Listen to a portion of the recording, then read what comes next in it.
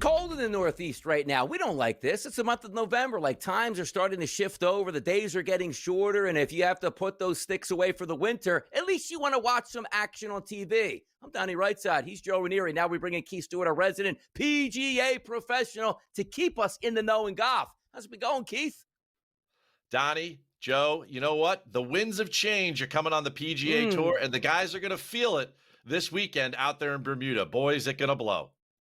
Yeah, by the way, yeah, that's a pretty good feed-in right there. By the way, we haven't talked to you in a while, so we need to keep up to date on all the PGA activities. But first, let's get to the Butterfield Bermuda Championship. This is from the island of Bermuda this week. We take a look at Port Royal Golf Course. Start with us here, Keith. The expectations of these golfers and how this actual tournament sets up with the place that they're playing. Well, guys, here's the underlying story right now.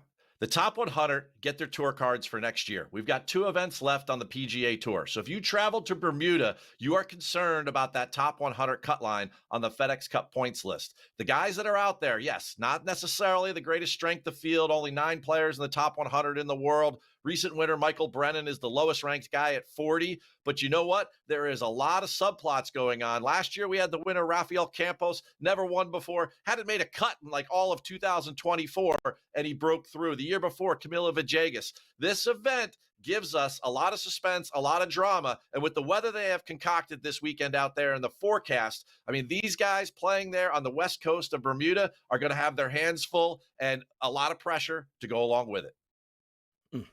Yeah, it's funny, Keith. We talked last time we talked to you. We said, this little mini season is a good time to get some of these guys at 100 to 1. Yeah, thanks, Ben Griffin. Appreciate that last week. But am I missing something here, Keith? 6,800 yards for a PGA Tour event? Like, what is with this golf course here? What's going to win it? 30 under? Well, Joe, I mean, let's not jump out of your chair down there in Florida, okay? Places like Pebble Beach, these coastal golf courses, that can be weather affected. They have to be a little bit on the shorter side. I mean, last week it was 7,400 yards, and the guy shot 29 under. So, don't get too hung up on the length. And by the way, I don't begrudge Ben Griffin in the 3-putt at the Procore when we did have him. I begrudge him now because Garrick Higo hit it in the weeds, and I had him last week. But I digress. Let's move on to Bermuda. But here's the deal, right? Don't get caught up on the 6,800 yards or the par 71. This golf course, right? A couple of keys for you guys. You can get yourself in trouble here in the wind. Very, very hilly. Bermuda as an island is the top of a volcano. That's the rim there that is the surface of the actual grass. It's super hilly, the terrain, and this wind that we keep talking about, or I'm alluding to, it's going to be 20, 30 plus miles an hour over the weekend, right? It's coming out of the west. Well, I got good news for you, Joe. The golf course sits on the west coast. That's actually bad news. These guys are going to get blown away on that back 9. It's going to be super challenging. So for Keith's Keys this week, I'm definitely looking at a birdie to bogey ratio. They're going to make tons of birdies, but they got to stay away from those bogeys. The second thing is that approach play has been the thing here, and especially with your wedge. Now, you talk about the length of this golf course. It's short, so you end up with a lot of short clubs that hit the ball, high.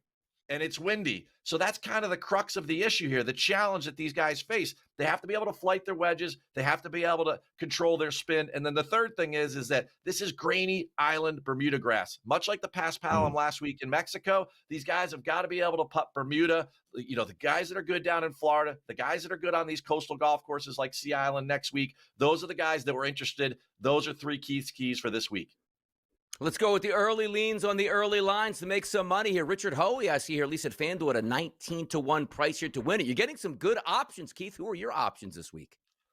I don't like Ricky Hoey as the favorite, and I'll tell you why. He can't gain with the putter. The guy's a brilliant ball striker, but you got to be able to putt this week. I just brought it up. So I'm going to go down a little bit further, and some of the odds boards this morning, like DraftKings, had Nico Echavarria up at plus 3,000. He's coming off a 9th, a 14th, there in Mexico. And then you know what? He is a great Bermuda grass putter, a great wedge player, and he's trending. The second guy, Sami Valimaki, who I like to call Sami Vala making us money, right, Joe? I mean, this guy, he's sitting right at plus 5,000 this morning, middle of the board. You talk about these long shots. You got to remember, if you go after a guy that's 100 to 1 this week, He's normally 300 to 1 in a normal field. So these guys at 50, 60, 40, these are the guys that are usually right around triple digits. But due to the strength of field, I love Sami Valimaki. He was runner-up last week to Ben Griffin, lost by a couple strokes, but the guy made 30 birdies.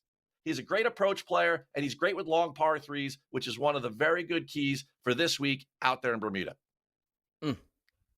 Talk to me about the old guys, though, because you talked about a top 100, right? That's what it's all about. Well, Matt Kuchar is 110, I think, last I saw here. So he's got 2 events to try to climb into it. What is he, 40 to 50 to 1? He had a good showing last week, and he loves those island courses, like you said. What about Cooch?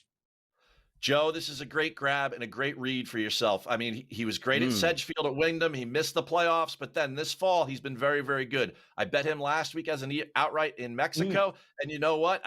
I tell you what, it was a little bit of a heartbreaker because I had him for a top 10. He had an eagle putt on the final hole. He leaves it on the edge, makes birdie, finishes T11. But you know what, though? He's trending, and he's the type of guy over there. Brendan Todd, Camilo Villegas, Seamus Power, these guys that are great wedge players, great putters, don't hit it necessarily very far, but you don't have to. You brought up the 6,800 yards. I love me a little Cooch this week. The human ATM has been collecting all fall.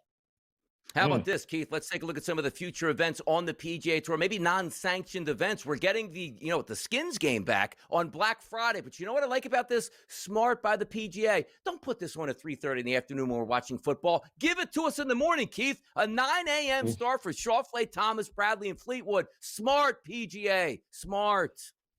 Well, I tell you what, they chose the East Coast for the venue, right? Golf's played in the morning. They're getting the golfers before all the other sports take over. NHL, NFL, you mentioned, Donnie. They have a great crew. They've got some guys that can add some candor, and that's always been kind of the issue with these match play events that are made for TV is that we've got JT, we've got Xander, we've got Keegan, we've got some guys that are going to be comfortable with one another and create some banter. I love where they're going with the Skins game. And we've got the Hero the week after that. So don't stop watching your golf. We got more to come. We do, Keith. Real quick here. Tiger Woods, does he swing competitively next year in 2026? Come on now. What do we got? Of course he does. He's Tiger Woods. He's got to come back, even if it's just with Charlie at the end of the year and the father-son.